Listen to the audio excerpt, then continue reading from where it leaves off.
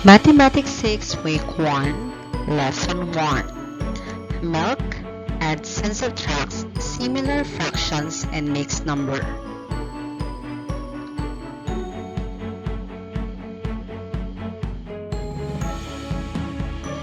For our Lesson 1, Learning Task 1, Identifying similar and dissimilar fractions. So, for you to understand o para mas madali mong maintindihan, gagamit tayo ng Taglish ngayong araw na ito. So, alamin natin ano nga ba ang similar and dissimilar fraction. Let us recall what are similar and dissimilar fractions.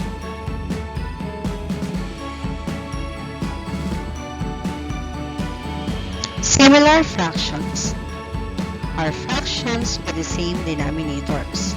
So, pag sinabi natin same, sila ay pare-pareho. Like 1/8, 4/8, and 7/8. So, makikita nyo, the denominators are all 8.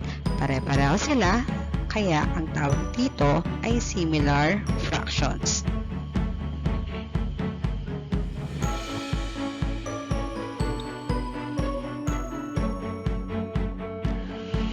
Dissimilar fractions are fractions with different denominators, like 2, 5, and 8. So, mapapansin nyo, hindi pare-pareho ang denominators or number na nasa ilalim ng bawat fraction. Ang tawag dito ay dissimilar fractions. So, ngayon, alam nyo na ang similar at dissimilar fractions. Maaari nyo nasagutan ang Learning Task 1 sa inyong module.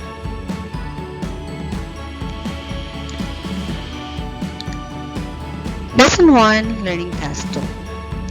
Let's add and subtract similar and dissimilar fractions.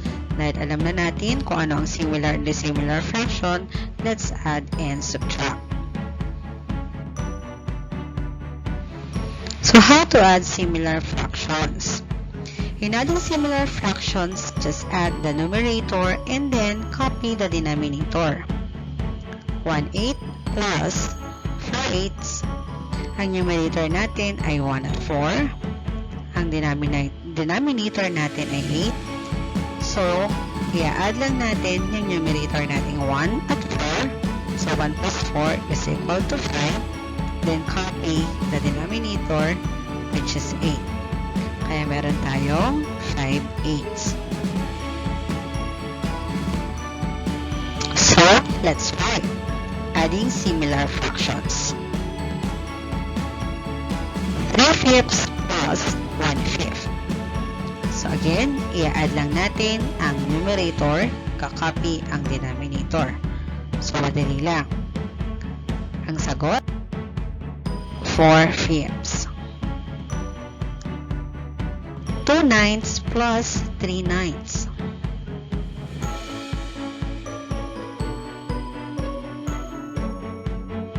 5/9. 2/3 plus 1/3. 3/3 or 1. So, bakit ito naging 1?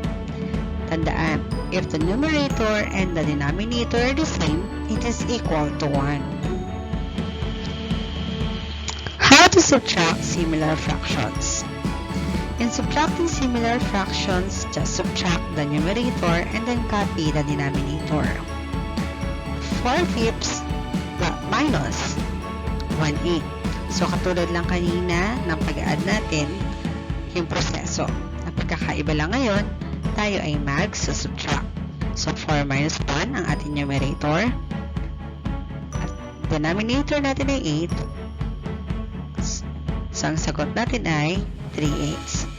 Sinubtract lang natin ang numerator na 4 at 1 at kinopya natin ang denominator na 8. Let's try subtracting similar fractions. 3/5 minus 1/5. 2/5.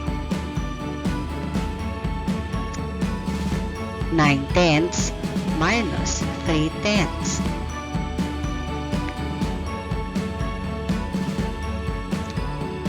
6/10.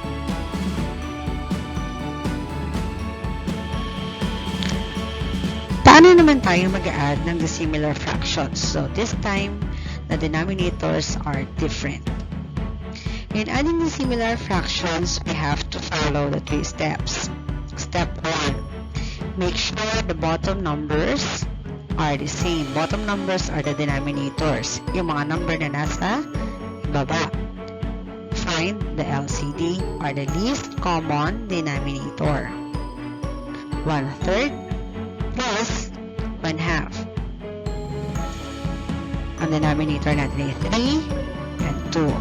Since sila ay hindi pareho, let's make them the same denominators. So, ang LCD natin dito ay 6 because 6 is divisible by 3 and 6 is divisible by 2.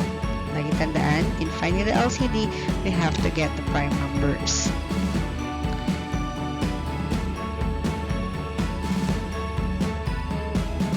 Step 2. Divide the LCD to the first denominator of the first addend, then multiply to its numerator. Follow the same process for the second addend. 1/3 plus 1/2. So, ang ating LCD ay 6. So, ang gagawin natin ay 6 divide by 3, which is 2. Then, yung 2, ita-times natin sa 1. So, the answer is 2, 6. Then again, 6 will be divided by 2, multiply by 1, 3. So, step 3, since they already became a similar fractions, add the numerators and copy the denominator. Simplify the fraction if needed. Kapag sinabi natin simplify, i-reduce natin sa lowest term. 2/6 plus 3/6.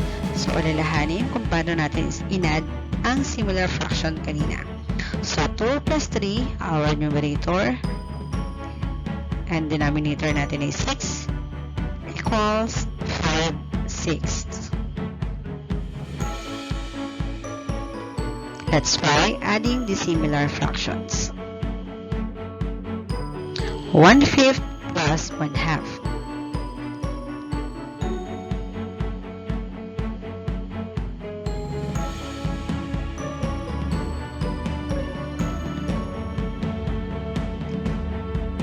7/10.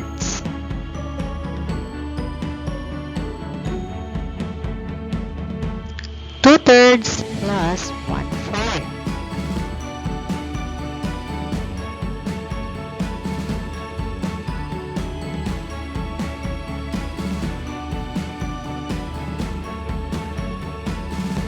11/12.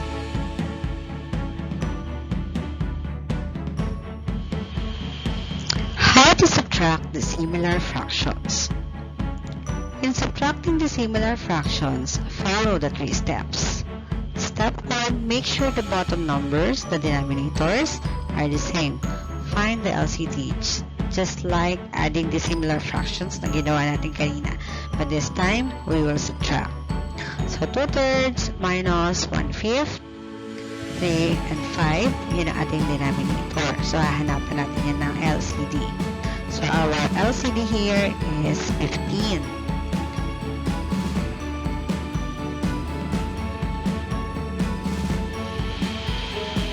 Step 2. Divide the LCD to the first denominator of the first addend, then multiply to its numerator. Follow the same process for the second addend. 2/3 minus 1/5 is equal to, our LCD here is 15. Same process, 15 divided by 3 is 5 times 2 is equal to 10. Same process for the second addend. 15 divided by 5, multiply by 1, answer is 3.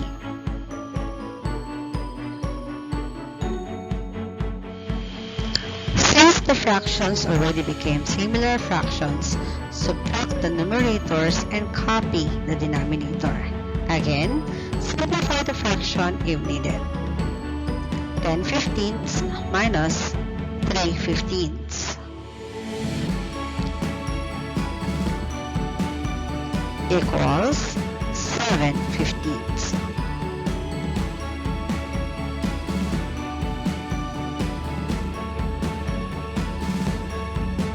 Let's try subtracting dissimilar fractions.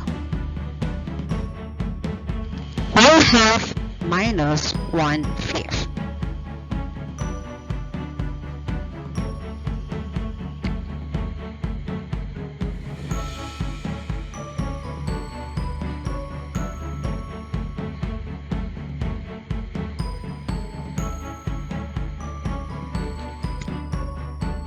Three tenths.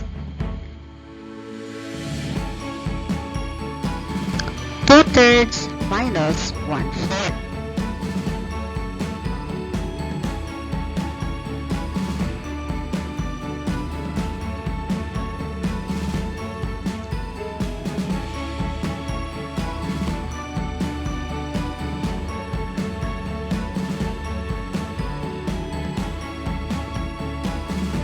Five twelves.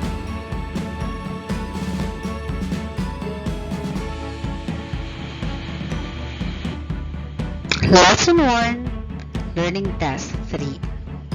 Adding and subtracting mixed number.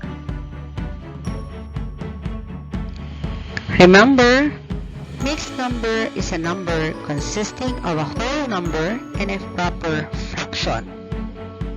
So, ang whole number natin, 5. And our fraction is proper fraction, which is 1/2. Remember, proper fraction is a fraction with a numerator less than the denominator.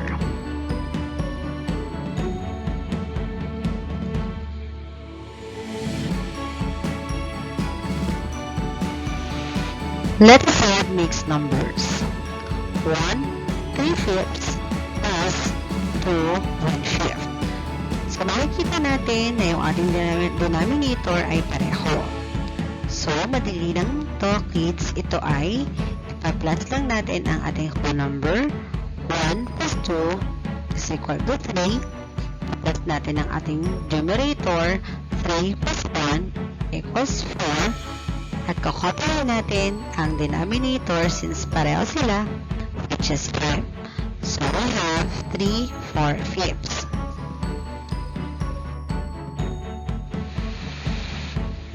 If the denominators of the fractions are different, then first find equivalent fractions with a common denominator before adding. Adding mixed numbers is very similar to subtracting them. So, pareho lang ang paraan kung paano tayo magpa-plus or magsusubtract ng mixed number na may different denominators. So, paano ba natin ito gagawin? So, 3 1/3 plus 1 1/2. So, gagawin natin yung 1/3 and 1/2, gagawin nating similar fraction. So, again, kukuha tayo ng LCD. So, ang ating LCD dito ay 6. 6 divided by 3, then times 1 is equal to 2. Same process, 6 divided by 2, then times 1 is equal to 3. So, mapapansin nyo, yung 1/3 and 1/2 naging similar fractions na 2/6 and 3/6. So, since they're already the same, 2/6, 3/6, then lalagay natin yung ating whole number. Then, pwede na tayong mag-add. Add first the whole number, 3 plus 1 is equal to 4. Then 4 plus 3 is equal to 5. Then copy the denominator, which is 6. So our answer is 4, 5, 6. Thank you for listening, kids. Hope you enjoy learning math.